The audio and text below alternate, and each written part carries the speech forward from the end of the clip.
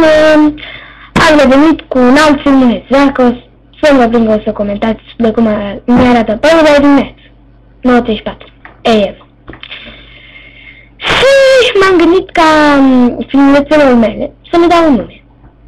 Craziness. Deci, bine ați revenit la Craziness episodul 2. Episodul din această zi se numește, nu știu cum se numește, dar este vorba despre o carte. Dacă vă uitați, o să vi se pară carte Barbie. Știți să vă spun că și eu am crezut același lucru când am văzut-o. Respectivul mi-a dat-o spunându-mi că mă reprezintă. Ceea ce nu înțeleg de ce. În carte, din ce am citit eu pe internet, rezumat, este vorba despre o puștoaică, nu știu câți ani are, care e plin de bani. Părinții, săturându-se de ea, o trimit la tabela de antrenament. Nu știu cum face aia și să face acasă, schimbându-și total comportamentul. Total. Așa. Nu știu ce mă reprezintă, în primul rând, este despre zodia Leu. Respectivul nu cred că știa că sunt Taur. A doua chestie, nu sunt chiar prințesă Barbie, cum e respectiva. Leonora. Știți acum am prins poanta. Leonora. Oare celelalte cărți ar avea, de exemplu, Taur Torera? Nu mi-e în minte chiar acum un nume pentru Taur. Ok. Deci și nici așa de plină de bani ca respectiva nu sunt. În al doilea rând, fiți atenți la descriere. Ai apelat vreodată la horoscop într-un moment mai dificil al vieții tale? Și cu ce te ajute horoscopul? De ce nu mă prind aici? Zodiac Girls, fetele zodiacului, se descurcă foarte bine. Ok. Când planetele care le guvernează au o alinare perfectă, ești bun. Ele primesc ajutor și îndrumare chiar de la acestea. Zău?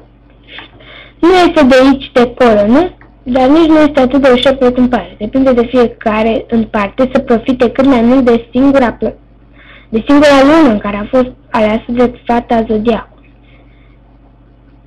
Da, pe mine de ce nu a ales? De așa să știu. Uite așa. Noroc. Acum, ca majoritatea leilor, Leonora adoră să fie în centrul atenției. Păi eu cunosc o urmă de lei care sunt super timizi. Nu acceptă ca lucrurile să se facă altfel decât vrea ea. Asta e vina părinților. Trebuia să învețe să spună nu, să pună punct. Că am fost și eu răsfățat așa când era mică, dar acum mă stăpânesc. Părinții, depășiți de comportamentul îngrozitor al fiicelor, o trimit într-o tabără de antrenament. Bravo, nene, trimite copilul departe! Ce te interesează pe tine? Stai liniștit. Ca și cum șocul Leonorei, pusă în fața faptului împlinit, nu ar fi fost suficient, mai află și că este fata zodiacului din aceea. Ei, lasă! Oare va reuși prințesa noastră răsfățată să-și schimbe comportamentul? Eu cred că reușește. Așa. Era odată o cutie de tiramisu de-aia, semi-preparată. O întorceam, descriau instrucțiunile și scria mare, așa, nu întoarceți cutia. Băi, deci nu mi-ar fi dat în minte. Așa.